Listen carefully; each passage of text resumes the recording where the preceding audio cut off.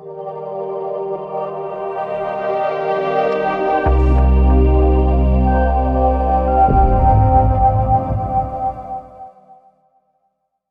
morning students. Today we are going to start our 12th science classes and our first chapter of mathematics will be relation and function. आज हम start करेंगे हमारा very first chapter relation and function. Relation and function.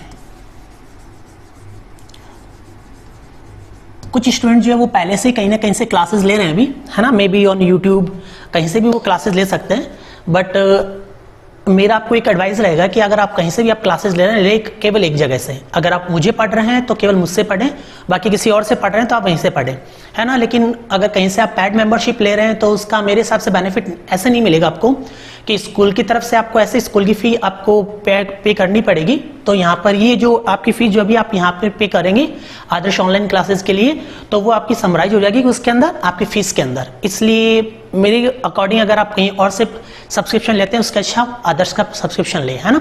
तो हम start करेंगे और very first chapter relation and function. तो relation and function पढ़ने से पहले हम जो हमने 11th क्लास का हमारा जो फर्स्ट चैप्टर था सेट्स, है ना, हम उसको थोड़ा सा एक बार पढ़ेंगे वापस से कि सेट्स क्या होता है, कि हमें रिलेशन एंड फंक्शन के लिए सेट्स का नॉलेज होना बहुत जरूरी है। इसलिए सबसे पहले हम डिस्कस करेंगे कि सेट क्या है। तो मैंने आपको 11th क्लास में पहले बताया है कि सेट होता क्या है।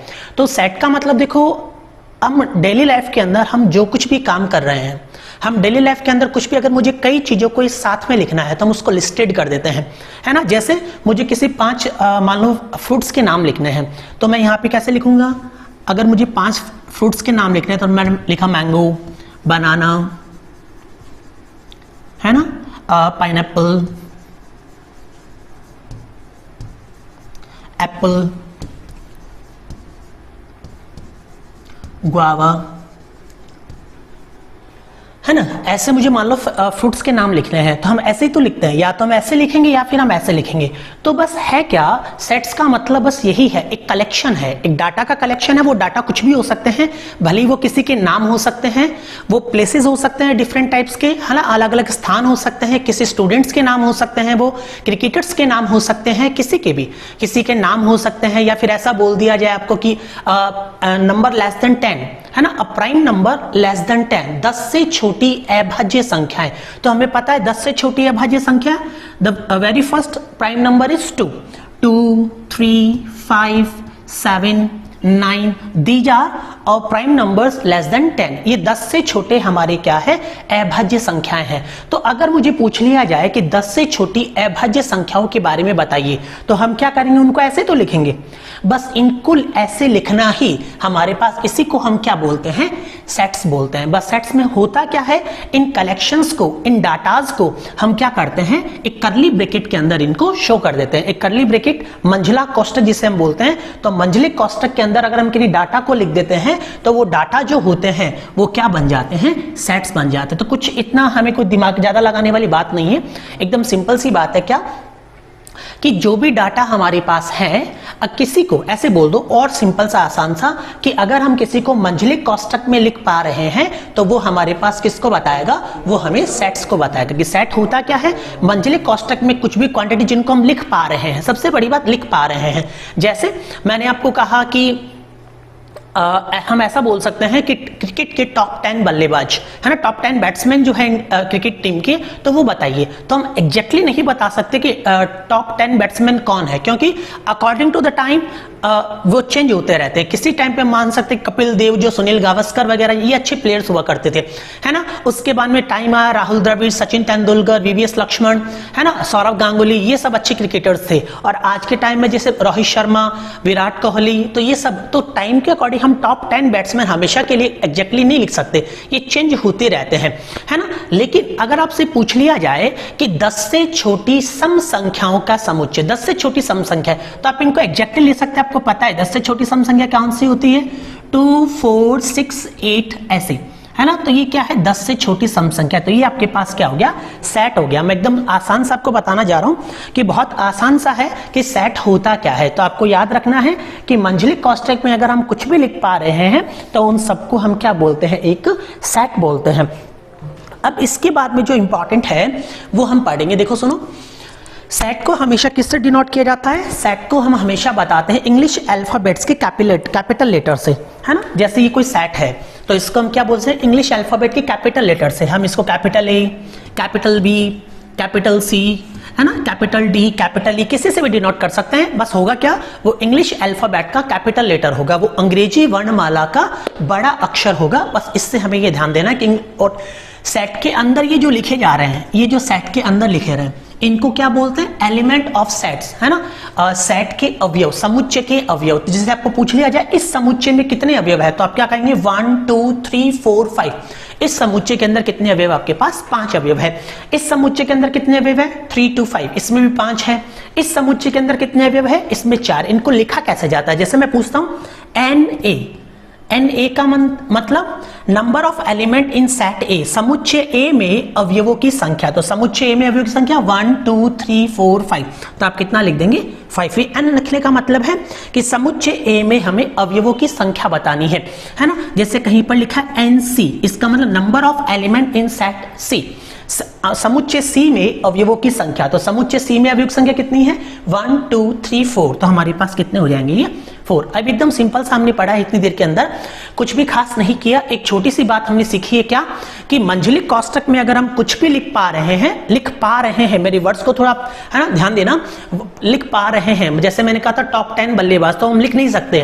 तो जिनको हम लिख सकते हैं, जो हमें टाइम के अकॉर्डिंग बदलते नहीं हो, है ना, उनको हम क्या बोलते हैं? सेट्स बोलते हैं। कि मंझलिक कोष्ठक में कुछ भी लिखा जा रहा है वो सब क्या है? सेट है। और सेट को इंग्लिश अल्फाबेट्स के, अंग्रेजी वर्णमाला के बड़े अक्षरों से लिखा जाता है, और समुच्चय के अंदर जो लिखे जाते हैं उन्हें हम क्या बोलते हैं? समुच्चय के अवयव बोलते हैं। और इन अवयवों को दर्शाया कैसे जाता है? ऐसे NA मतलब number of elements in set ए, समुच्चय ए में अवयवों की संख्या। ऐसे इसमें समुच्चय सी में अवयवों की संख्या कितनी है? 4 है। अब इससे आगे आपने थोड़ा बहुत पढ़ रखा है क्या? आपने पढ़ा था इसके बाद में क्या पढ़ा था हमने? कार्तीय गुणन हम पढ़ चुके हैं। कार्तीय गुणन क्या होता है? समुच्चय ए के अवयव समुच्चय बी के अवयवों से कितने प्रकार से क्रिया कर सकते हैं। ये एक नोटेशन है, इसको हम कैसे दर्शाते हैं? जैसे मान लो सेट ए आपके पास है, सेट ए आपके पास क्या है? 1, 2। और सेट बी आपके पास क्या है? सेट बी आपके पास है, let's say it is A, B, C। Set ए आपके पास है 1, 2 एंड सेट बी आपके पास है A, B, C। अगर मुझे इनका कार्तीय गुणन, कार्टेशियन मल्टीप्लिकेशन निकालना है, मतलब A क्रॉस B, तो ये क्रॉस का मतलब गुणा नहीं है, ये नोटेशन है। किसका नोटेशन है? कार्तीय गुणन का एक संकेत और कुछ भी नहीं है। A क्रॉस B का मतलब समुच्चय A के अवयव समुच्चय B के अवयवों से कितने संभव प्रकार से क्रिया कर सकते हैं। बस क्रिया, जैसे समुच्चय ये A है, 1 है, तो 1 किस किस से क्रिया कर सकता है? A से, 1 B से और 1 C से। ऐसे आपको याद होगा मैंने एक एग्जांपल आपको बताया था 11th क्लास के अंदर, क्या कि मान लो एक घर है जिसकी छत पर 2 लड़के खड़े हैं। कौन कौन से? 1 और 2, जिनका नाम क्या है? 1 और 2। और दूसरा घर है जिसके आंगन में, है ना, 3 लड़कियां खड़ी है। कौन कौन? A, B और C, 3 लड़कियां हैं। पहले घर की छत पे कौन है? 2 लड़के हैं 1, 2, और दूसरे घर की छत पे 3 जने, 3 लड़कियां हैं। और कौन कौन सी? A, B, C। अब क्या है, वो लड़के जो है उस घर में जो लड़कियां हैं उनको देख रहे हैं। तो पहला लड़का जो है, पहले घर की छत पे 2 लड़के हैं और दूसरे घर की आंगन में 3 लड़कियां हैं। तो अब ये जो 2 लड़के हैं, ये बताओ, ये जो लड़का अगर ये लड़कियों को देखना चाहता है तो बताओ किस किस को देख सकता है? ये पहला लड़का जो पहली लड़की को भी देख सकता है, दूसरी को भी देख सकता है और तीसरी को भी देख सकता है। बिल्कुल वैसे ही ये जो दूसरा लड़का है वो किस किस को देख सकता है? वो पहली को भी देख सकता है, दूसरी को भी देख सकता है, तीसरी को भी देख सकता है। हो सकता है वो मामा की बेटी बहनों, कुछ भी हो सकता है ना। लेकिन हम उस पे नहीं चल रहे, हम तो बस देख रहे समुच्चय ए के अवयव। ये समुच्चय ए है जिसके अंदर कितने एलिमेंट है? 2 एलिमेंट है। और ये समुच्चय बी है जिसके अंदर कितने एलिमेंट है? 3 एलिमेंट है। तो समुच्चय ए के अवयव समुच्चय बी के अवयवों से कितने प्रकार से क्रिया कर सकते हैं? क्रिया मतलब देखना सुनना, ये सब क्रिया ही है। तो ये पहला एलिमेंट जो है वो किस किस के साथ क्रिया कर सकता है? वो ए के साथ, इसके साथ, इसके, तीनों में से किसी के साथ। और ये वाला इसमें से और इसमें, तीनों में से किसी के भी साथ। बिल्कुल वैसे जैसे इस घर में 2 एलिमेंट है और इसमें 3 एलिमेंट। तो ये पहला एलिमेंट, ये वाला लड़का जो है, ये किस किस लड़की को देख सकता है? ये इसको भी देख सकता है, इसको भी देख सकता है, इसको भी। तो क्या लिखेंगे इसको? 1, A, 1, B और 1, C, ऐसा। और जो 2 है वो किस किस को देख सकता है? वो भी पहली लड़की को भी देख सकता है, दूसरी को भी देख सकता है, तीसरी को भी। तो ये हो जाएगा 2, A, 2 comma B and 2 comma C, 2 comma A, 2 comma B and 2 comma C. ये क्या कहलाता है? समुच्चय ए से समुच्चय बी का, ए से बी में कार्तीय गुणन। इसको डिनोट कैसे करते हैं? ए क्रॉस बी। समुच्चय ए के अवयव समुच्चय बी के अवयवों से जितने संभव प्रकार से क्रिया कर सकते हैं, उनका जो समुच्चय बनता है वो समुच्चय आपके पास क्या कहलाता है? वो कार्तीय गुणन कहलाता है। अब आपको ऐसा पूछ लिया जाए कि एन ए क्रॉस बी, अब इसका मतलब समझ गए होंगे ना? एन ए क्रॉस बी का मतलब ए क्रॉस बी में अवयवों की संख्या, number of element in set A cross B. इसके अंदर ए क्रॉस बी के अंदर हमें अवयवों की संख्या बतानी, तो बताओ जरा कितने एलिमेंट्स हैं? 1 2 3 4 5 6। कितने एलिमेंट्स है? 6 एलिमेंट। लेकिन हम इनको ऐसे नहीं पढ़ेंगे, हम कैसे पढ़ेंगे? हमें पता है सेट ए के अंदर कितने एलिमेंट हैं? 2 एलिमेंट्स। और सेट बी में कितने एलिमेंट्स हैं? 3 एलिमेंट। तो मुझे क्या करना है? ए क्रॉस बी में एलिमेंट तो कैसे निकालेंगे? 2 क्रॉस 3, मतलब कितने एलिमेंट्स हैं? 6 एलिमेंट्स। तो एन ए क्रॉस बी हम कैसे निकालते हैं? ए में एलिमेंट्स की संख्या और बी में एलिमेंट्स की संख्या, इनको मल्टीप्लाई। अगर ए में 3 अवयव है और बी में 4 अवयव है, तो ए क्रॉस बी में अवयवों की संख्या कितनी हो जाएगी? 3 क्रॉस 4 इट इज 12, है ना? तो कितनी हो जाएगी आपके पास? 12 हो जाएगी। आई थिंक यहां तक किसी को प्रॉब्लम नहीं है।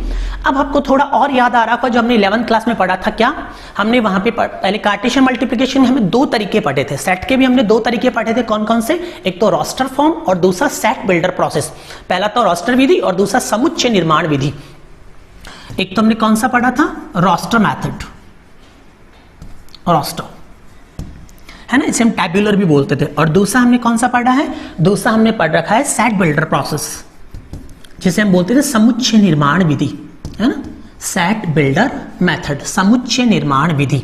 आपको दोनों याद होंगे, है ना? क्यों? वो हम यहाँ पे काम लेंगे।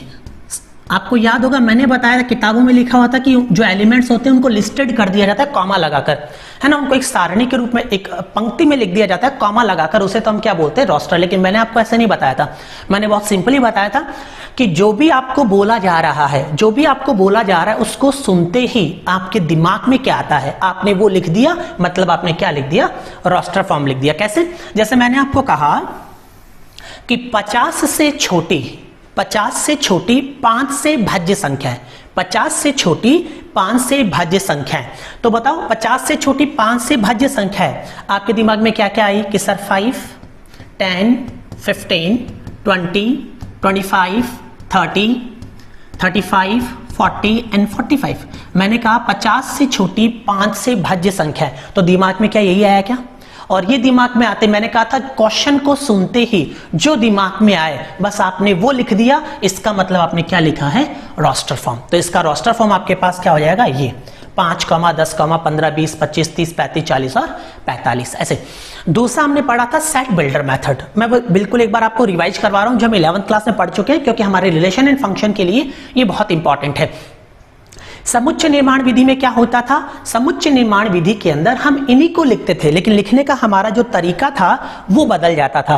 क्या तरीका बदल जाता था? हमें पता है कि समुच्चय निर्माण विधि के अंदर हम जितने भी लेटर, अब हमें पता है, छोटी सी बात और सुनो, देखो इन सबके मान बदल रहे नहीं बदल रहे? 5, 10, 15, 20, 25, 30 अलग अलग मान आ रहे हैं, और जिनके अलग अलग मान आते हैं हम उनको क्या बोलते हैं? हम उनको बोलते हैं वेरिएबल, चर, है ना? चर मतलब जिसका मान बदल सकता है। तो अब मैं क्या करूंगा? रोस्टर विधि में हम क्या, सेट बिल्डर मेथड में हम क्या करते हैं? इन सभी अक्षरों को, इन जितने भी लेटर हमारे पास हैं, इन सभी को हम किससे डिनोट करते हैं? एक्स से। एक्स का मान क्या क्या हो सकता है? कि सर एक्स का मान 5, 10, 15, 20, 25, 30, 35, 40, 45 से कुछ, ये सब हो सकता है। तो मैंने क्या लिखा? एक्स। और यहाँ पे मैं बताऊंगा कि एक्स क्या है। तो एक्स क्या है? हम यहाँ पे लिख देंगे एक्स सजेट इस प्रकार है कि, किस प्रकार है कि एक्स 50 से छोटी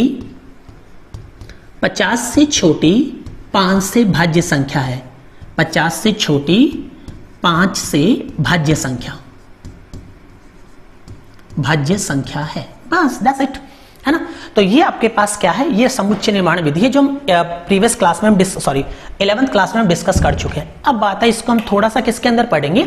अब इससे हमें थोड़ा सा पढ़ना है हमारे किसके अंदर हम पढ़ेंगे कार्टेशियन मल्टीप्लिकेशन के अंदर। अगर कोई कार्टेशियन मल्टीप्लिकेशन हमारे पास है तो हम उसका रोस्टर और सेट बिल्डर प्रोसेस कैसे लिखेंगे, बस थोड़ा सा आप ध्यान देते रहें और क्लास से बस कुछ देर ये सोच के बैठे कि हमने जो पढ़ रखा है मैं बिल्कुल वही पढ़ा रहा हूँ। आपको 19% स्टूडेंट्स को जो मैं पढ़ा रहा हूँ वो पहले से आता है, क्योंकि 11th क्लास में ये सिलेबस में नहीं था, लेकिन फिर भी मैंने ये पढ़ाया जरूर था, है ना, क्यों मुझे पता था 12th क्लास में स्टूडेंट्स के ये काम आने वाला है, इसलिए मैंने आपको ब्रीफली उसका वहां पे नॉलेज दिया था, जिसमें इन सब चीजों को मैंने अच्छे से बताया था, है ना। तो अब वापस एक बार देखें, मैं कार्टेशियन मल्टीप्लिकेशन की बात कर रहा हूं। जैसे हमारे पास सेट ए है जिसके अंदर कुछ एलिमेंट है ए कामा बी, ठीक है।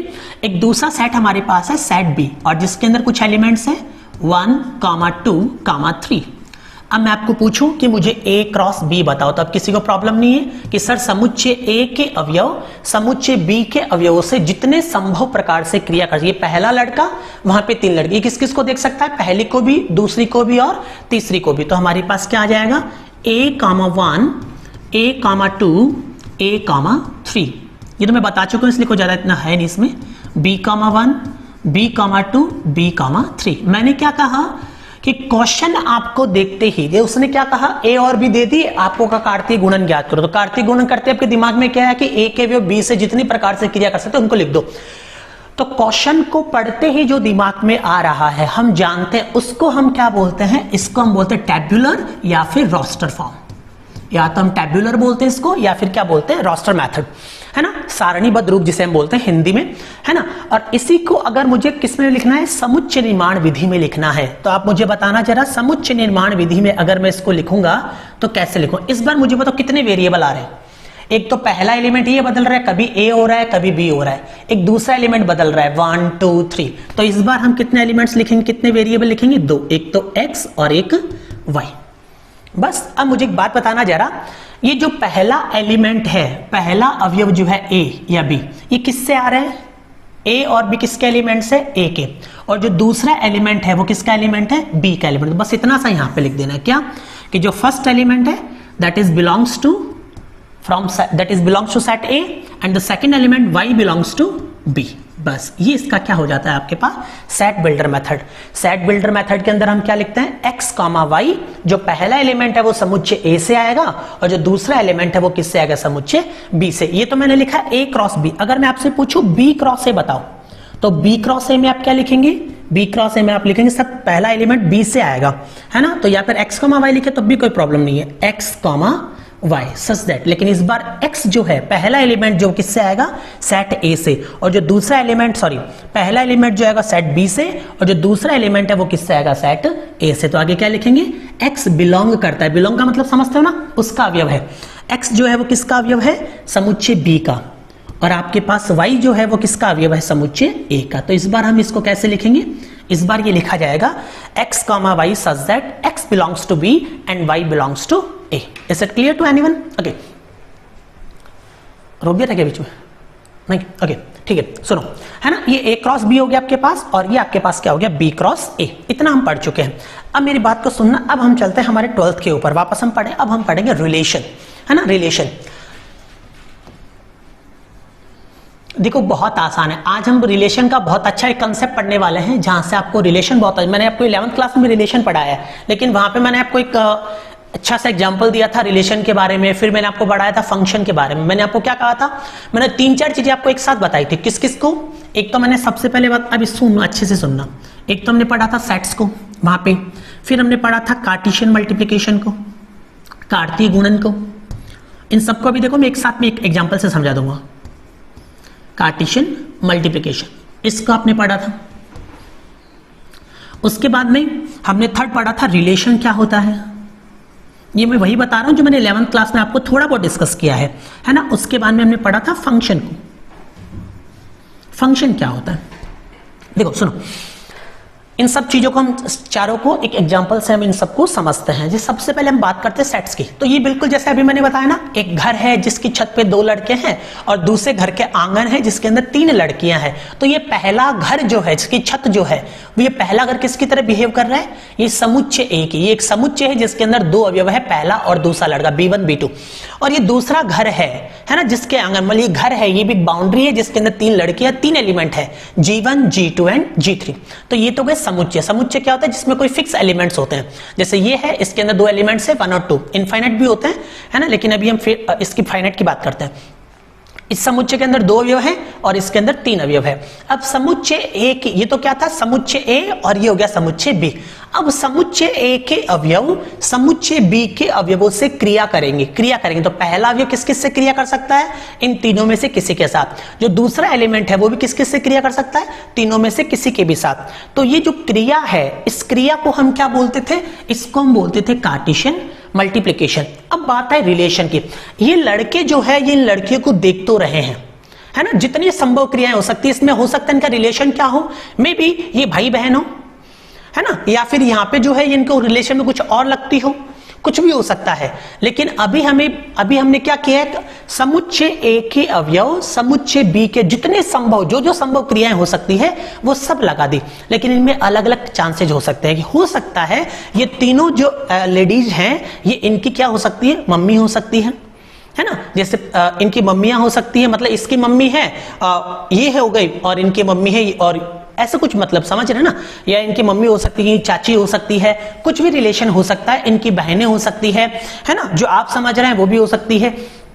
तो ये सब कुछ भी हो सकता है। तो इनमें से अब वो लड़के उनको देख रहे हैं, देखने के बाद में अगर उनमें मान लो कोई रिलेशन हो जाता है, अभी तो केवल देख रहे हैं, हमें कुछ नहीं पता कि उनका रिलेशन है या नहीं है। जितने संभव क्रियाएं हो सकती है हमने सारी बता दी। लेकिन फिर हमने पता चला कि उनके मध्य कोई संबंध है, एक फिक्स रिलेशन उनके बीच में है। तो बस वो फिक्स रिलेशन जो होता है ना, उसको हम क्या कहते हैं? रिलेशन। हो सकता है वो भाई बहन हो, है ना, या फिर वो भतीजा और मान लो भुआ जी हो, ऐसा कुछ भी हो सकता है। कोई भी रिलेशन उनके आपस में हो सकते हैं। तो जब कार्तीय गुणन के मध्य एक विशेष नियम परिभाषित हो जाए, जब कार्तीय गुणन के मध्य एक विशेष नियम परिभाषित हो जाए, तब हम उसको क्या बोलते हैं? उस कार्तीय गुणन को हम बोलते हैं रिलेशन बोलते हैं। जैसे मैं आपको अभी थोड़ी देर में एक एग्जांपल और लेके बताता हूं, वहां से आप देखना, उसका आपको और क्लियर हो जाएगा। मैंने क्या कहा कि समुच्चय ए के अवयव समुच्चय बी के अवयव से जितने संभव प्रकार से क्रियाएं कर सकते हैं, वो सब तो आपके पास क्या होता है? कार्टेशियन मल्टीप्लिकेशन होता है। और उसके बाद समुच्चय ए के अवयव समुच्चय बी के अवयवों से यदि किसी विशेष नियम द्वारा आपस में जुड़े हुए हो, तो वो क्या कहलाता है? रिलेशन कहलाता है। वो रिलेशन कहलाता है।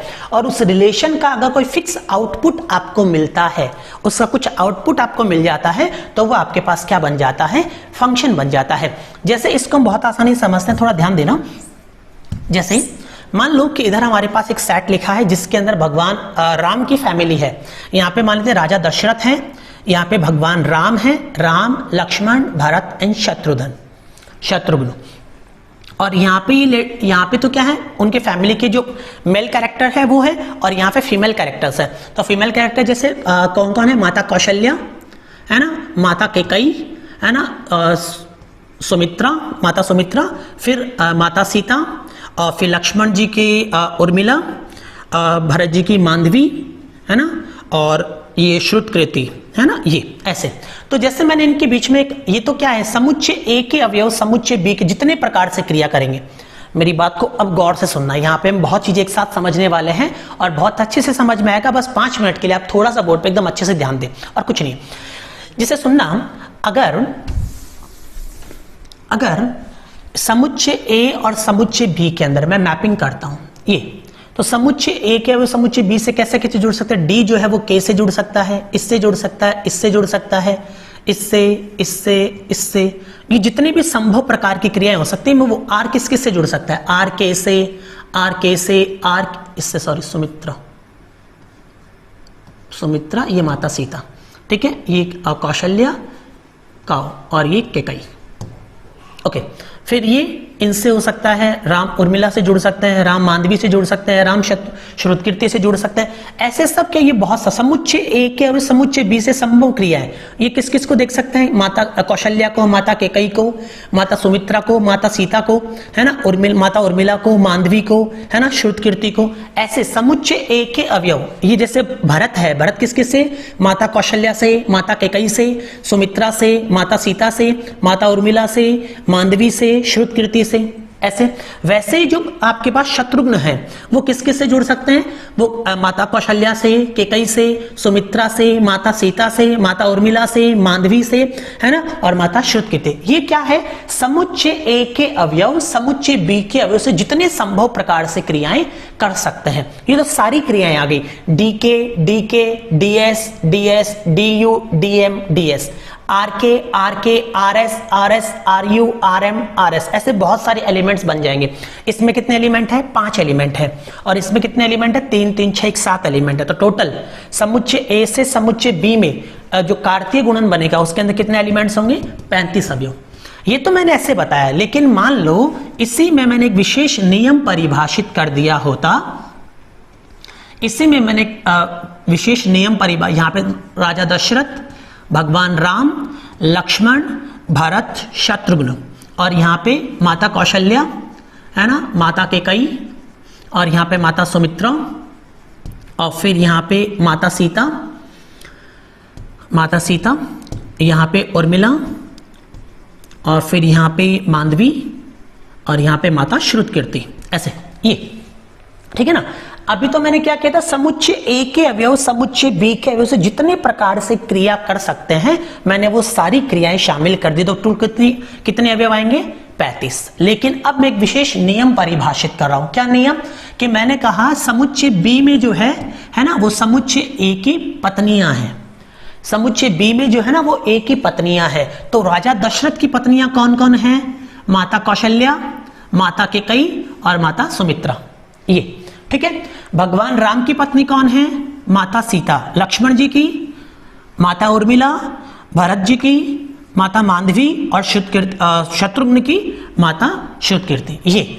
अब देखो ये बहुत सारे एलिमेंट्स थे, उनमें से कुछ विशेष एलिमेंट्स डीके ये इसमें भी थे, लेकिन इसमें से कुछ एक विशेष नियम परिभाषित हो गया कि मुझे केवल वही एलिमेंट्स लेने हैं जिसमें इनकी पत्नियां जो है वो उधर दिखाई दे, है ना। तो ये जब समुच्चय ए, जब कार्तीय गुणन ए क्रॉस बी में एक विशेष नियम परिभाषित हो जाता है तो वो क्या कहलाता है, संबंध कहलाता है। बस आप एक बहुत छोटा सा वर्ड याद रखेंगे कि जब एक विशेष नियम पर समुच्चय ए के अवयव समुच्चय बी के अवयवों से एक विशेष नियम द्वारा यदि जुड़ते हैं, तो यहां पर नियम कौन सा लगा है कि यहाँ पे हस्बैंड ऑफ, है ना, जैसे या फिर वाइफ ऑफ, जैसे माता Kaushalya is wife of Raja Dasharath, है ना, Kaikeyi is the wife of Raja Dasharath, ऐसे। तो अब एक विशेष नियम परिभाषित हुआ है कि ये क्या है, उनकी वाइफ है।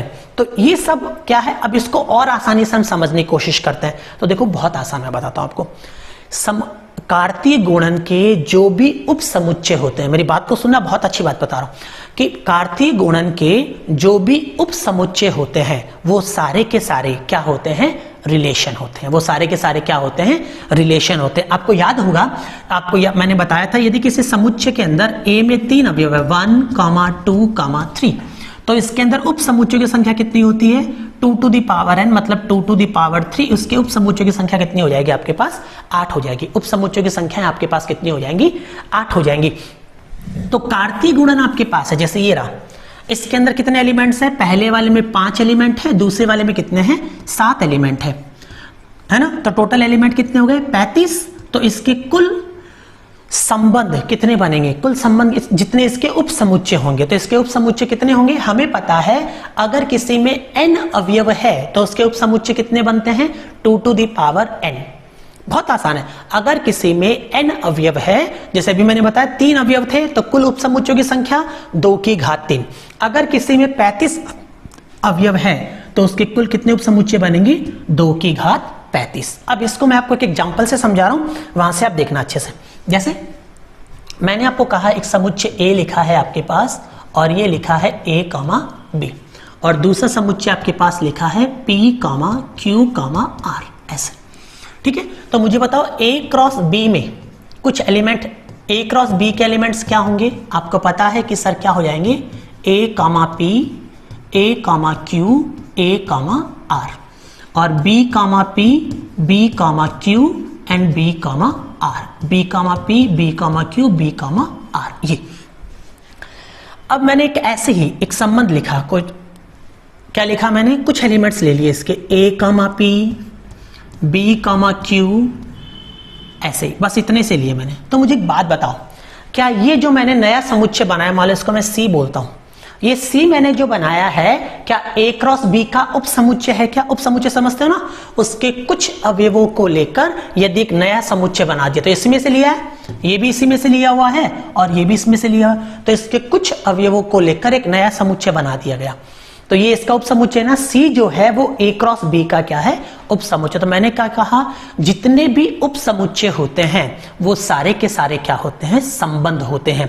तो इसके जितने भी उपसमुच्चय बन सकते हैं वो सारे के सारे क्या कहलाएंगे? संबंध। जैसे ये भी उपसमुच्चय है, अगर मैं केवल ये ले लूं a comma p, a comma q, a comma r, ये भी क्या है? इसका उपसमुच्चय है, तो ये भी क्या है?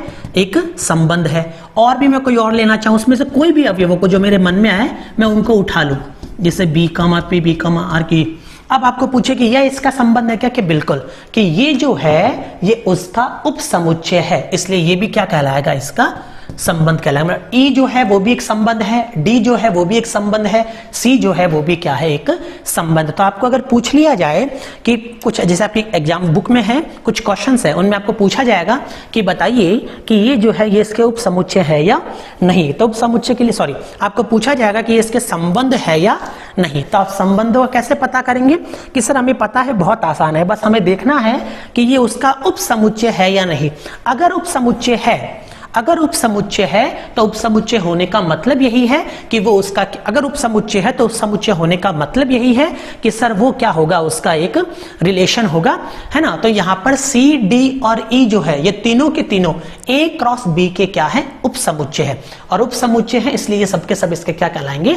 संबंध कहलाएंगे। ये तो है मैथमेटिकली, वरना जनरली मैंने आपको याद करने के लिए सिंपल सी बात बता रखी है कि समुच्चय ए के अवयव समुच्चय बी से जितने संभव प्रकार से क्रिया कर सकते हैं वो तो क्या कहलाता है? कार्तीय गुणन। और जब उनमें एक विशेष नियम परिभाषित हो जाए, वो नियम कुछ भी हो सकता है, अगर एक विशेष प्रकार का नियम कि वो उसका भाई है ना, बी जो बी के अवयव है वो पहले वाले के अवयव के 2 गुने हैं, ऐसे कुछ भी नियम हो सकता है, जैसे आपने 11th क्लास में पढ़ के आए आप। तो अगर एक विशेष नियम परिभाषित हो जाता है तो वो क्या बन जाता है? संबंध बन जाता है। ठीक है, ओके। अब देखो मैं एक बार आपको उपसमुच्चय और बता रहा हूं, हो सकता है आप उपसमुच्चय भूल गए हो। जैसे हमारे पास एक समुच्चय लिखा है A, 1, 2, 3, ऐसे मुझे पूछ लिया जाए इसके उपसमुच्चय, तो मुझे बताया इसके उपसमुच्चय क्या होंगे? 2 टू दी पावर, जितने अवयव है 1, 2, 3 अवयव, तो 2 की घात 3 कितने उपसमुच्चय आएंगे? 8। कौन कौन से होंगे?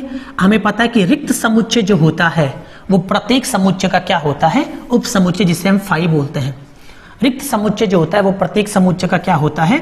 उपसमुच्चय होता है। उसके बाद में एक एक एलिमेंट वाले, जैसे 1, 2, एक, फिर 2 एलिमेंट वाले 1, 2, 1, 3 एंड 2, 3, और फिर वो सेट खुद।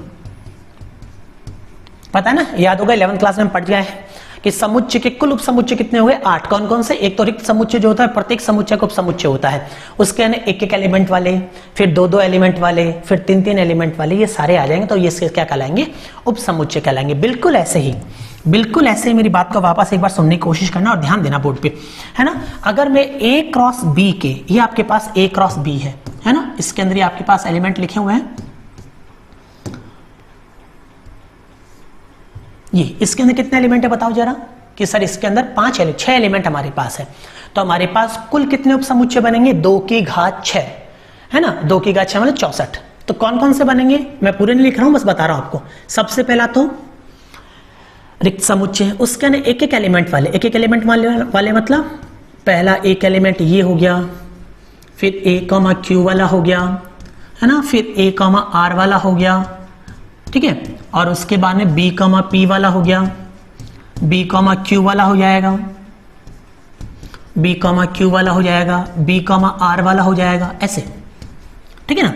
ऐसे बहुत सारे आ जाएंगे, फिर 2 एलिमेंट वाले AP और AQ वाले, ऐसे 2 एलिमेंट वाले, फिर 3 एलिमेंट। ये जितने भी उपसमुच्चय बनेंगे ये सारे के सारे आपके पास क्या होंगे? रिलेशन होंगे, संबंध होंगे। तो किसी कार्तीय गुणन के जो उपसमुच्चय होते हैं वही क्या कहलाते हैं? आपके पास रिलेशन कहलाते हैं, और रिलेशन को हम डिनोट करते हैं किससे? R। तो हम बोलते हैं R is always a subset of A cross B. जो संबंध होता है वो हमेशा एक उप समुच्चय होता है, किसका? ए क्रॉस बी का। आई थिंक अब किसी बच्चों को ऐसे प्रॉब्लम नहीं आनी चाहिए, कि किताबों में जरूर लिखा है लेकिन वहां पे इतने डिस्क्राइब नहीं किया हुआ होता। तो आपको एकदम आसानी से बस ये देखना है कि आपको जो पूछा जा रहा है कि बताइए कि क्या ये संबंध है या नहीं, तो आप क्या देखेंगे? आपको ज्यादा कुछ नहीं देखना है, बस आप क्या करेंगे? आप देखेंगे कि जो आपको रिलेशन दिया गया है वो ए क्रॉस बी का उप समुच्चय है या नहीं। अगर वो ए क्रॉस बी का उप समुच्चय है तो आप डायरेक्टली कह देंगे कि ये क्या है, आपके पास एक रिलेशन है ना, अदरवाइज वो रिलेशन नहीं होगा। बहुत आसान सी बात है। अब देखो हम इससे थोड़ा सा आगे चलते हैं, टाइप्स ऑफ या काइंड्स ऑफ रिलेशन।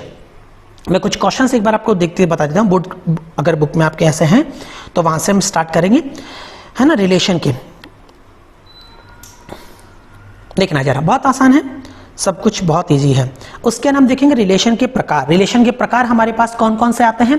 एक तो आता है सबसे पहले रिक्त संबंध। सबसे पहला कौन सा आता है? रिक्त संबंध। और रिक्त संबंध के बाद दूसरा हम पढ़ेंगे सार्वत्रिक संबंध। रिक्त संबंध, सार्वत्रिक संबंध। उसके बाद में क्या पढ़ना है? तुल्यता संबंध। तीन संबंध हमारे लिए इंपॉर्टेंट है, एक तो रिक्त संबंध, एक क्या है? सार्वत्रिक, और थर्ड कौन सा है? तुल्यता संबंध। ध्यान से देखना। पहला हम पढ़ेंगे संबंधों के प्रकार।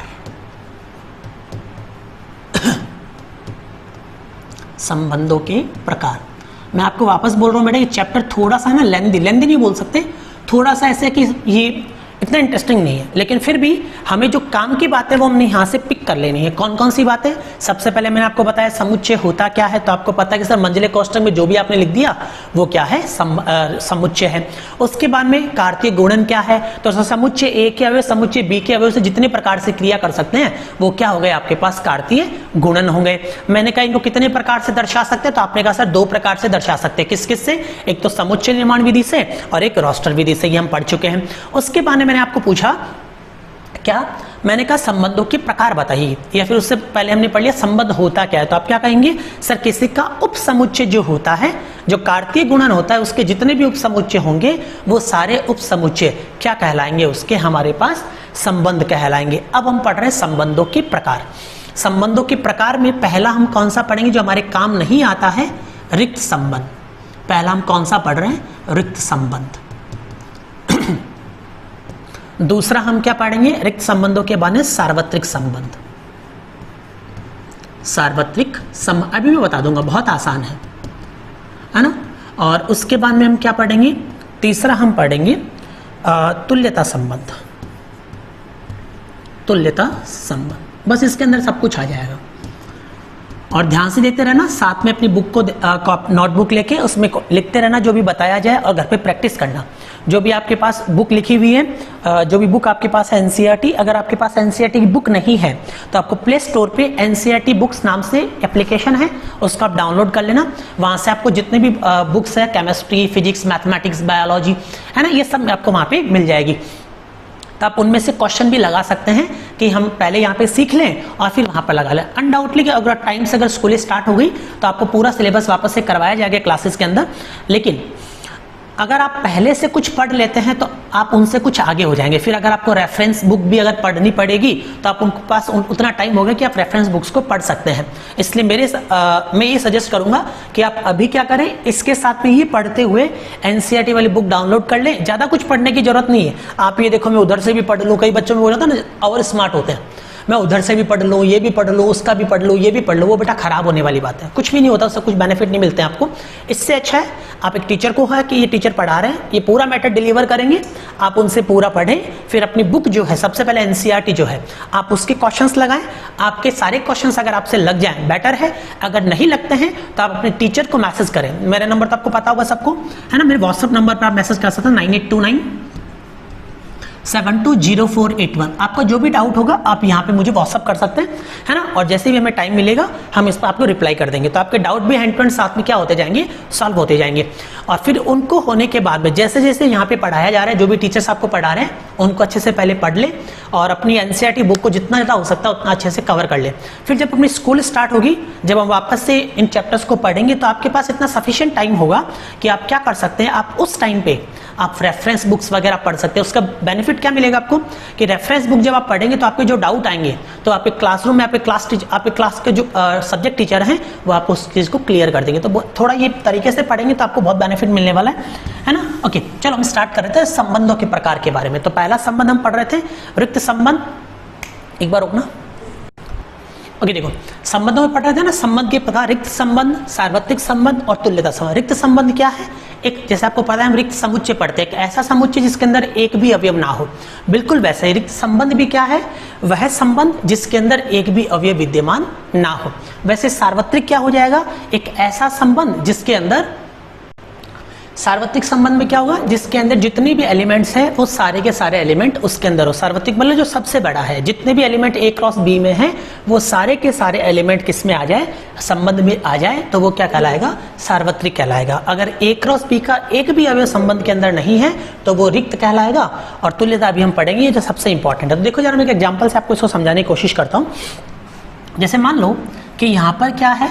11th क्लास के स्टूडेंट, सेट ए जो है वो क्या है? 11th क्लास के स्टूडेंट्स का है। और जो समुच्चय बी है वो क्या है? 12th क्लास के स्टूडेंट्स का है ना। ये क्या है? 11th क्लास के स्टूडेंट्स का एक समुच्चय है और ये क्या है? 12th क्लास के स्टूडेंट्स का एक समुच्चय है। इसके अंदर कुछ एलिमेंट्स हैं, स्टूडेंट है A B C D E, और इसमें कुछ स्टूडेंट्स हैं, है ना, उनके नाम है जैसे मान लो यू वी डब्ल्यू एक्स वाई जेड, ऐसे। इस 11वीं क्लास के बच्चे हैं और ये 12th क्लास के बच्चे हैं। अब मैंने क्या, और ये क्या है? स्कूल किसकी है? ओनली बॉयज स्कूल है, जिसमें केवल लड़के पढ़ते हैं, लड़कियां नहीं है, बॉयज स्कूल है। अब सबसे पहले हम बात करें इसके कार्तीय गुणन की। तो कार्तीय गुणन तो आप सब जानते हो सर क्या होगा? जितने भी संभव A comma U, A comma V, A comma W, A comma X, A comma Y, A comma Z, B comma U, B V, B W, B X, B Y, जितने भी अवयव हो सकते हैं वो सबके सब आ जाएंगे, आप सबको पता है ना। लेकिन अब मैंने क्या किया? मैंने यहाँ पर एक संबंध डिफाइन किया, क्या? कि ए जो है वो बी की बहन है, ए बी की एक बहन है। तो मुझे एक बात बताओ, इसमें ऐसे कौन से एलिमेंट होंगे जिनमें ए बी की बहन होगी? ए बी की बहन होगी। मैं कुछ एलिमेंट्स कम ले लेता हूँ, मान लो ज़्यादा एलिमेंट्स हैं ये, मैं इसमें दो एलिमेंट ले लेता हूँ, इसको थोड़ा और आसानी समझ में आएगा।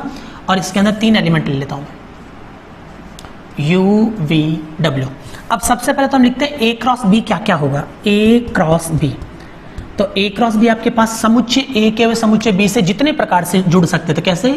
ए यू से जुड़ सकता है, ए वी से, ए डब्ल्यू से, बी यू से, बी वी से और बी डब्ल्यू से। तो यहाँ पे मैं लिख रहा हूँ a comma u, a comma v, a comma डब्ल्यू, फिर b comma u, b comma v और बी कामा डब्ल्यू। बी कामा ये हो गया, ये तो क्या है? इसका कार्तीय गुणन। अब मैंने एक रिलेशन डिफाइन किया, संबंध आर, ए आर भी बोल सकता हूँ लेकिन एक बार मैं केवल आर लिख रहा हूँ। मैंने क्या, ये संबंध क्या है कि समुच्चय बी जो है, बी के अवयव जो है वो ए के अवयवों की क्या है? बहिने हैं। अब मुझे एक बात बताओ, अगर लड़कों की स्कूल है तो क्या कभी 12वीं के बच्चे जो हैं वो 11वीं के बच्चों की बहनें हो सकती है क्या? नहीं हो सकती। क्यों? क्योंकि लड़कों की स्कूल है, इसलिए कभी भी ऐसा लड़के ये जो है वो इनकी बहनें नहीं हो सकती। मतलब इसमें कितने अवयव आएंगे? इसमें एक भी अवयव नहीं आएगा। और एक मैं ये डिफाइन करूं कि बी के अवयव जो है वो ए के अवयवों से क्या है? सीनियर है, सीनियर है उनके। तो मुझे ये 12th के बच्चे हैं, ये 11th के बच्चे हैं। तो देखो बी वाले मतलब दूसरा एलिमेंट जो है, बी वाले अवयव जो है वो ए से सीनियर है। तो ए कामा यू, इसमें आएगा क्या? बिल्कुल आएगा। क्यों? यू जो है वो ए से सीनियर, ए 11th का है, बी यू 12th का है। वैसे ही ए वी भी आएगा, ए डब्ल्यू भी आएगा, है ना, और बी यू, बी वी और बी डब्ल्यू ये भी आएगा, है ना। ऐसे ये सारे एलिमेंट आएंगे। तो इस क्या हुआ? देखो कार्तीय गुणन के अगर एक भी अवयव नहीं आए तो उसको तो हम क्या बोलते हैं? रिक्त संबंध बोलते हैं। और जितने अवयव ए क्रॉस बी में अगर वो सारे के सारे वापस आ जाए, है ना, तो वो संबंध जो होता है वो क्या कहलाता है? सार्वत्रिक। ये इंपॉर्टेंट नहीं है, बुक आपको पूछे कभी नहीं जाते हैं ना कहीं पे, बस किताब में ऐसे दे रखे हैं रिक्त संबंध सार्वत्रिक, इसलिए बस मैंने आपको बता दिया है। जो इंपॉर्टेंट है वो आपके पास क्या है? तुल्यता संबंध। जो इंपॉर्टेंट है वो कौन सा है आपके पास? इक्विवेलेंस या फिर तुल्यता संबंध। तुल्यता संबंध। तुल्यता संबंध के लिए आपको 3 अलग अलग संबंध और पढ़ने पड़ेंगे, और वो 3 संबंध कौन कौन से हैं वो 3 संबंध आपके पास है, स्वतुल्य, रिफ्लेक्सिव, स्वतुल्य संबंध, सम्मित संबंध, स्वतुल्य, सम्मित व संक्रामक, स्वतुल्य, सम्मित व संक्रामक, रिफ्लेक्सिव, सिमेट्रिक एंड ट्रांजिटिव, स्वतुल्य, सम्मित और संक्रामक। आपके पास कुल कितने प्रकार के होंगे? 3 प्रकार के। एक तो स्वतुल्य होगा, एक सम्मित और अगर कोई संबंध स्वतुल्य भी है, अभी मैं बताऊंगा स्वतुल्य कैसे पता किया जाता है, सम्मित कैसे पता किया जाता है, संक्रामक कैसे पता किया, लेकिन पहले एक बार हम ऐसे पढ़ रहे हैं कि अगर कोई संबंध जो है वो स्वतुल्य भी है, सम्मित भी है, संक्रामक भी है, अगर कोई संबंध स्वतुल्य भी है, सम्मित भी है, संक्रामक भी है, तो उस संबंध को हम क्या बोलते हैं? तुल्यता संबंध। उसको हम क्या, तुल्यता अपने आप में कोई संबंध नहीं है, ये 3 अन्य संबंधों पे निर्भर करता है। किस किस पे? स्वतुल्य, सम्मित और संक्रामक। अगर कोई संबंध स्वतुल्य भी है, सम्मित भी है और संक्रामक भी है, तो हम कह देते हैं कि यह संबंध जो है वो कौन सा है? तुल्यता संबंध है। अब देखो 1 बाय 1 हम इनको डिस्कस करेंगे कि हमारे पास स्वतुल्य संबंध हम कैसे पता करेंगे, सम्मित संबंध हम कैसे पता करेंगे और संक्रामक संबंध जो है उसको हम कैसे पता करेंगे। तीनों बहुत आसान है, तीनों ही इंपॉर्टेंट है। एग्जाम के पॉइंट ऑफ व्यू से एक क्वेश्चन कंफर्म यहां से आता है, आपको पूछ लिया जाता है कि संबंध स्वतुल्य है, सम्मित है या संक्रामक है। तीनों में से आपके पास कोई ना कोई एक क्वेश्चन पूछ लिया जाता है। हो सकता है आपको 2 पूछ लिए जाए, स्वतुल्य और सम्मित पूछ लिए जाए, या फिर आपको क्या पूछ लिया जाए, स्वतुल्य सम्मित के साथ में, या फिर सम्मित और संक्रामक पूछा जा सकता है, या फिर स्वतुल्य या संक्रामक पूछ लिया। एक संबंध आपको दिया जाएगा और पूछा जाएगा कि बताइए कि ये संबंध जो है वह स्वतुल्य सम्मित तो है लेकिन संक्रामक नहीं है। तो इसके लिए इंपॉर्टेंट क्या है? इसके लिए इंपॉर्टेंट है कि आपको ये तीनों संबंध बहुत अच्छे से आने चाहिए। तो हम 1 बाय 1 इन तीनों संबंधों को देखते हैं कि हमारे पास स्वतुल्य संबंध क्या है, सम्मित क्या है और संक्रामक संबंध हमारे पास क्या होते हैं। ओके, फिर देखो स्वतुल्य देखते हैं। अब मतलब मैं इनको क्या बता रहा हूँ, मेरे तरीके से बता रहा हूँ, बस नॉर्मली हम मैथमेटिकली इसको बाद में पढ़ेंगे, पहले हम एक बार समझते हैं कि इनका मतलब है स्वतुल्य। स्वतुल्य का मतलब स्व मतलब अपने और तुल्य मतलब बराबर। अगर किसी समुच्चय के अंदर जो अवयव है वो खुद से भी जुड़े हुए हैं, जैसे मान लो किसी समुच्चय के अंदर 3 अवयव है, कौन कौन से? 1 2 3। मेरी बात को सुनना, बहुत आसान बातें हैं और ये चीजें आपको वरना बहुत मुश्किल लगी। तरीके से पढ़ोगे, मैं 2 तरीके से बताऊंगा। पहले आपको केवल समझना है और फिर उनको केवल आपको डिलीवर करना है। तो पहले आप क्या करेंगे, पहले समझेंगे कैसे? सुनो, स्वतुल्य जैसे कोई समुच्चय हमारे पास 1, 2, 3, कोई समुच्चय हमारे पास 1, 2, 3, तो हम क्या करेंगे, इसके जितने भी अवयव है अगर वो खुद से भी संबंधित है, खुद से मतलब 1 से संबंधित है, 2 से संबंधित है, 3 जो है वो 3 से संबंधित है। अगर ऐसा है कि अवयव खुद स्वतुल्य अपने और तुल्य मतलब बराबर, अगर अपने बराबर है तो हम कहते हैं कि वो संबंध जो है वो आपके पास कौन सा होता है? स्वतुल्य संबंध होता है। उसके बाद बात करते हैं सम्मित संबंध की। सम्मित, स्वतुल्य समझ गया ना? स्वतुल्य का मतलब है समुच्चय ए में जो अवयव है अगर वो किसी संबंध के अंदर खुद से भी संबंधित हो रहे हैं, खुद से भी जुड़े हुए हैं, तो वो संबंध क्या कहलाता है? स्वतुल्य। अभी मैं एक एग्जांपल लिखूंगा तो आप वहां से समझ जाएंगे, कोई दिक्कत नहीं है। बस एक बार मेरी बातें जो मैं बोल रहा हूं उनको अच्छे से सुन लो, फिर जब हम एग्जाम्पल करेंगे तो उसमें आपको 100% क्लियर हो जाएगा।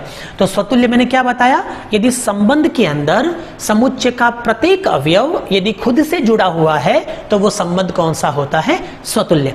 उसके बारे में बात करते हैं सम्मित। सम्मित का मतलब क्या होता है? Mirror image. मिरर में दर्पण प्रतिबिंब। इसका मतलब ए का जो संबंध बी से है अगर वही संबंध बी का ए से है, अगर ए का जो संबंध बी से है अगर वही संबंध बी का ए से है तो उसे हम क्या कहते हैं? उसे हम कहते हैं सम्मित संबंध। सम्मित में क्या कहेंगे? अगर ए का जो संबंध बी से है अगर वही संबंध बी का ए से भी है, जैसे 2 लड़के हैं, ए बी का भाई है, 2 लड़के हैं, ए बी का भाई है, तो क्या बी भी ए का भाई होगा क्या? बिल्कुल होगा। ए बी का भाई है तो क्या बी भी ए का भाई होगा? कि सर बिल्कुल होगा। तो ये संबंध जो है कौन सा संबंध होगा? सम्मित संबंध। सम्मित मतलब ए का बी से जो संबंध है वही संबंध बी का ए से होना चाहिए। अगर ऐसा है तो वो संबंध कौन सा होता है? सम्मित संबंध होता है। उसके बाद बात करते हैं संक्रामक की। संक्रामक मतलब जो ट्रांसफर होते हैं, है ना, ट्रांजिटिव। संक्रामक में फैलने, जैसे कोरोना है ना, जैसे मान लो 3 व्यक्ति है, ए बी और सी, संक्रामक है ना, तो ए कंटेजियस है ना। तो ए, बी और सी, मान लो ए से बी को कोरोना हुआ, ए से बी को कोरोना हुआ और बी से सी को कोरोना हुआ, ए से बी को कोरोना हुआ और बी से सी को कोरोना हुआ। तो क्या मैं ऐसा बोल सकता हूं कि सी को जो कोरोना हुआ है वो किससे हुआ है? ए से हुआ है। ए का संबंध बी से है और बी का संबंध सी से है, तो क्या ए का संबंध सी से होगा क्या? है ना। अगर बी को कोरोना ए से हुआ है और सी को कोरोना बी से हुआ है, तो हम ऐसा बोल सकते हैं कि सी को जो कोरोना हुआ है वो किससे हुआ है? ए से हुआ है। तो इसको हम कैसे डिफाइन करते हैं कि ए का जो संबंध बी से है, ए का बी से जो संबंध है, ए का बी से कोई संबंध है और बी का सी से कोई संबंध है, ए का बी से, बी का सी से, तो ए का बी सी से वही संबंध यदि है, ए का बी से संबंध है, बी का सी से संबंध है, तो यदि ए का सी से वही संबंध है तो हम क्या कहते हैं कि वो आपके पास संबंध जो है वो कौन सा है? वो संबंध आपके पास संक्रामक है। तो याद रखें संक्रामक संबंध क्या हो? ए का बी से कोई संबंध है, बी का सी से कोई संबंध है, तो ए का भी सी के साथ यदि वही संबंध है तो उसको हम क्या कहते हैं? संक्रामक संबंध कहते हैं। अब मैं कुछ एग्जाम्पल से आपको समझा रहा हूं, ध्यान से देखना। मैंने यहां पे लिखा R इक्वल्स टू, और पहले मैं समुच्चय ए लिख रहा हूं, ए लिखा मैंने 1, 2, 3 ऐसे, है ना। और इससे मैंने रिलेटेड एक R लिखा यहाँ पे और ये कुछ ऐसे लिखा 1, 1 है ना, 1, 2, 1, 3, ऐसा कोई ए से ए में परिभाषित में लिख रहा हूँ ऐसे। और फिर मैंने 2, 1, 2, 2, 3, 1 और 3, 3। मैं दो तरीके से बताऊंगा, बुक में क्वेश्चन केवल दो ही प्रकार से होंगे, इसके अलावा कुछ नहीं होंगे। एक तो ऐसे लिखा हुआ होगा और एक थोड़ा लैंग्वेज में लिखा होगा। मैं दोनों बता रहा हूं, लेकिन क्लियर कब होगा? जब अच्छे से बोर्ड पे देखेंगे, जब एंड ऑफ द लेक्चर, जब लेक्चर एंड हो जाएगा फिर आपको कोई दिक्कत नहीं आएगी, एकदम अच्छे से आप समझ जाएंगे, है ना। 3, 3 ऐसे कुछ लिखा है, ऐसे कुछ लिखा ये, ठीक है। अब आपको पूछ लिया जाए कि ये संबंध R जो है क्या वो स्वतुल्य है क्या? स्वतुल्य का मतलब मैंने क्या कहा था? यदि समुच्चय A के में जो अवयव है, यदि संबंध के अंदर वो खुद से जुड़े हुए हैं, यानी स्वतुल्य, अपने आप के बराबर है ही नहीं, मतलब 1 का 1 से संबंध होना चाहिए, 2 का 2 से और 3 का 3 से। तो मुझे बताओ क्या 1 का 1 से संबंध दिख रहा है क्या? 2 का 2 से संबंध दिख रहा है क्या? और 3 का 3 से संबंध दिख रहा है? नहीं दिख रहा कि सर दिख रहा है। इसका मतलब इस संबंध R जो है वो क्या है? वो स्वतुल्य, रिफ्लेक्सिव है, वो स्वतुल्य तो है। उसके आने करते हैं सम्मित के। सम्मित का मतलब A का B से जो संबंध है वही संबंध B का A से होना चाहिए। तो 1, 1 में तो कोई दिक्कत नहीं है। 1 का 2 से संबंध है तो क्या 2 का भी 1 से संबंध है क्या? हाँ सर दिख रहा है। 1 का 3 से संबंध है तो क्या 3 का भी 1 से संबंध है क्या? कि सर है, ये भी दिख रहा है ना। और देखो 2 का 2 से कोई दिक्कत नहीं, 3 का 1 का 2 से है तो 2 का 1 से है, 1 का 3 से संबंध 3 का भी 1 से है। क्या ऐसा दिख रहा है क्या? बिल्कुल ऐसा दिख रहा है। इसका मतलब ये संबंध कौन सा है? सम्मित भी है। सम्मित का मतलब A का B से जो संबंध है वही संबंध B का 1 से होना चाहिए। अगर ऐसा है तो हम कहते हैं कि हमारे पास जो भी संबंध है वो कौन सा होता है? हमारे पास सम्मित संबंध होता है, ठीक है। अब संक्रामक की बात करते हैं, थोड़ा सा और तरीके से पढ़ना भी, इसको थोड़ा सा और ध्यान से देखते हैं संक्रामक के बारे में। संक्रामक में मैंने आपको क्या बताया? मैंने कहा था A का जो संबंध B से है ना, और A का B से, B का C से है तो A का C से होना चाहिए। फिर हम इसकी डेफिनेशन भी लिखेंगे, है ना। देखो 1 का 1 से है, A का B से, और 1 का 2 से, तो 1 का भी 2 से होना चाहिए। समान वाले में तो छोड़ो, एक बार देखेंगे नहीं। जैसे 1 का 2 से है, यहाँ पे देखना, इसमें और इसमें देखना क्या हो रहा है।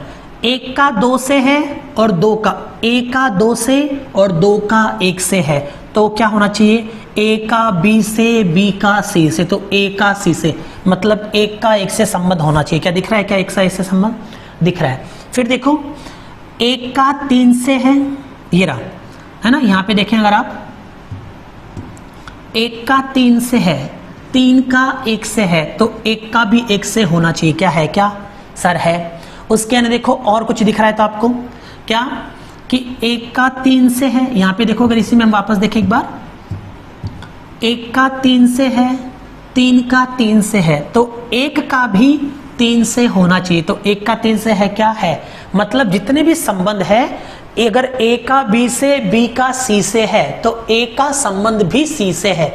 अगर ऐसा होता है तो हमारे पास जो संबंध होता है वो कौन सा कहलाता है, संक्रामक। तो यहाँ पे ये संबंध जो होगा वो कौन सा कहलाएगा, संक्रामक संबंध कहलाएगा। क्या मेरी बात समझ गए?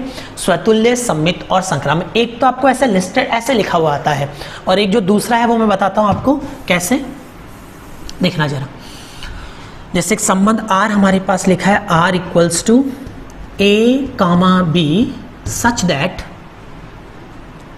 A B का भाई है, A B का भाई है, is brother of B, A B का भाई है। अगर आपके पास ये कोई रिलेशन है, इस बार ये आपके पास कोई रिलेशन है, A जो है वो B का क्या है, भाई है। आपको पूछ ले स्वतुल्य, तो स्वतुल्य के लिए आपको क्या करना है, B की जगह भी A लिख देना है, जो समान होता है ना, है ना। तो B की जगह भी A लिख देना। तो मैंने जैसे B की जगह A लिखा तो क्या हो गया, A का भाई है, A का भाई है। कोई अपने खुद का भाई होता है क्या, है ना। किसी पेरेंट्स के केवल एक ही इकलौता लड़का है, और उससे पूछो तुम कितने भाई हो, कि 2 भाई है ना। तुम्हारा भाई कौन है, कि मेरा भाई मैं हूं, ऐसा होता है क्या, है ना। मुझे किसी और की मुझको जरूरत है क्या, मैं तो खुद से ही प्यार लड़ाऊं, है, ऐसा कुछ नहीं होता है ना। प्यार लड़ाने के लिए दूसरा चाहिए। A कमा A का भाई है, क्या कोई खुद का भाई होता है क्या, नहीं होता है। कोई अपने आप का भाई नहीं होता है, इसलिए ये संबंध जो है वो स्वतुल्य नहीं। मैंने क्या कहा, स्वतुल्य में क्या करना है आपको, B की जगह भी A लिख देना है, B की जगह भी A लिख देना। तो आपने लिखा A कमा A, तो A का भाई है, तो A का भाई कोई खुद का भाई होता है क्या, नहीं होता। इसका मतलब हम कह देंगे ऐसे ये सही नहीं है, इसका मतलब संबंध जो है वह स्वतुल्य नहीं है। अभी मैं लिखना भी सिखाऊंगा, एक क्वेश्चन पूरा लिखेंगे भी हम, लेकिन पहले बस मैं इनको समझा रहा हूं आपको कि इनका एग्जैक्टली मतलब क्या है। अगर संबंध वैसे लिखा है तो क्या मतलब है, अगर ऐसे लिखा है तो आप कैसे करेंगे। तो स्वतुल्य में क्या करना है, आपको B की जगह भी A लिख देना है। आपने लिखा तो ये सही नहीं है स्टेटमेंट, जो कि असत्य है, इसका मतलब ये संबंध जो है वह स्वतुल्य नहीं है। दूसरी बात करते हैं सम्मित की। सम्मित में क्या करते हैं, A का B से जो संबंध है वही संबंध B का A से, तो A B का भाई है, तो इसका B की जगह A की जगह, तो B A का भाई है। बताओ मुझे, अगर A B का भाई है, अगर A B का भाई है तो क्या B भी A का भाई होगा क्या। अगर A जो है वो B का भाई है तो क्या B भी A का भाई होगा क्या, ऐसा कंपलसरी नहीं है। क्यों नहीं हो सकता है, B जो है वो A की बहन हो, बहन भी हो सकती है। अगर ये बोला जाता है कि दोनों ये लड़कों का एक रिलेशन है, ये रिलेशन के जो एलिमेंट है वो लड़के हैं खाली, तब तो ये कंफर्म था कि A B का भाई है तो B भी A का भाई होगा। लेकिन यहाँ पे ये कंफर्म नहीं है, लड़का भी हो सकता है लड़की, तो A B का भाई है तो ये भी हो सकता है B A की बहन हो, तो ये भी हमेशा ट्रू नहीं है, इसलिए ये संबंध जो है वो सम्मित नहीं है। मैंने क्या कहा, सम्मित में आपको क्या करना है, B की जगह A और A की जगह B कर देना, फिर उसको पढ़ना है, और अगर आपको वो सही लगे तो आप कह देंगे वो सम्मित है। तो A B का भाई है। चलो मैं लड़कों की क्लास मान लेता हूँ एक बार, है ना। हमने कहा ये किसकी, ये इसके एलिमेंट जो है वो क्या है, केवल बॉयज है, केवल लड़के हैं ये। अब देखते हैं, A B का भाई है तो क्या B A का भाई होगा क्या, कि सर बिल्कुल होगा। अगर A B का भाई है तो B भी A का क्या होगा, भाई होगा। मतलब अब ये संबंध जो है वो क्या बन गया, आपके पास सम्मित बन गया। उसके बाद में बात करते हैं संक्रामक की। संक्रामक में मैंने आपको क्या कहा था कि A का B से संबंध, B का C से संबंध हो तो A का भी C से संबंध होना चाहिए। तो देखो पहले A और B का, A B का भाई है, A का B से संबंध हो गया, तथा और फिर B का C से संबंध करना, तो B से तथा B C का भाई है। ये हम अपने आप से लाते हैं C को, है ना। तो A B का भाई है और B जो है वो C का भाई है। A का भाई B है और B का भाई C है। तो मुझे बताओ क्या A का भाई भी C होगा क्या, A का भाई C होगा क्या, कि सर बिल्कुल होगा। अगर A का भाई B है, B का भाई C है, इसका मतलब A का भाई कौन है, C है। तो दिस इम्प्लाइज, इसका मतलब क्या है कि A जो है वो भी C का भाई है, और ये बात बिल्कुल सही है। इसका मतलब ये संबंध जो है वो कौन सा है, संक्रामक है। ये संबंध जो है वो कौन सा है, संक्रामक। मैं एक एग्जांपल आपको इसका और लेके देखता हूँ, है ना, उसके बाद में हम इसको एक बार आज के लेक्चर को यहीं पे फिनिश करेंगे, ध्यान से देखना। R such that equals to a comma b, R equals to a comma b such that a व बी एक ही मोहल्ले में रहते हैं, एक ही मोहल्ले में रहते हैं।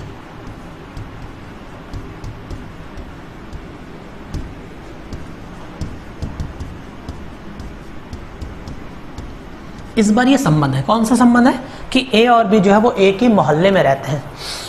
सबसे पहले आपको पूछा स्वतुल्य, तो स्वतुल्य के लिए मैंने आपको क्या कहा, बी की जगह भी आपको ए रखना है, तो आप ए रखेंगे मतलब ए व ए एक ही मोहल्ले में रहते हैं। तो मुझे बताओ ए व ए, मैं और मैं एक ही मोहल्ले में रहते हैं क्या? बिल्कुल, है ना, एक ही जगह रहेंगे दोनों, तो इसका मतलब संबंध जो है वो स्वतुल्य है। फिर सम्मित की बात करते हैं, सम्मित में ए की जगह बी, बी की जगह, अगर ए और बी एक मोहल्ले में रहते हैं तो क्या बी और ए भी उसी मोहल्ले में रहेंगे क्या? ए और बी एक ही मोहल्ले में रहते हैं तो बी और ए भी क्या एक ही, राम और श्याम एक मोहल्ले में रहते हैं तो श्याम और राम भी एक ही मोहल्ले में रहेंगे क्या? बिल्कुल रहेंगे। इसका मतलब संबंध कौन सा है? सम्मित है। बात करते हैं संक्रामक की। संक्रामक ए और बी एक मोहल्ले में रहते हैं, बी और सी एक मोहल्ले में रहते हैं, तो क्या ए और सी भी एक मोहल्ले में रहते हैं क्या? कि सर बिल्कुल एक मोहल्ले में रहेंगे, मतलब ये संबंध जो है वो कौन सा हो गया? संक्रामक हो गया। तो हमने स्वतुल्य थोड़ा बहुत क्लियर कर लिया, सम्मित को हमने पढ़ लिया, फिर संक्रामक क्या है ये भी हम जान चुके हैं। तीनों को हम एक बार ऐसे ही समझने के बेसिस पे जान चुके हैं। अब उनको मैथमेटिकली कैसे लिखना है ये हम पढ़ेंगे हमारी अगली क्लास के अंदर। तब तक आप सब अपना ध्यान रखें, अगली क्लास में मिलते हैं ना। Thank you.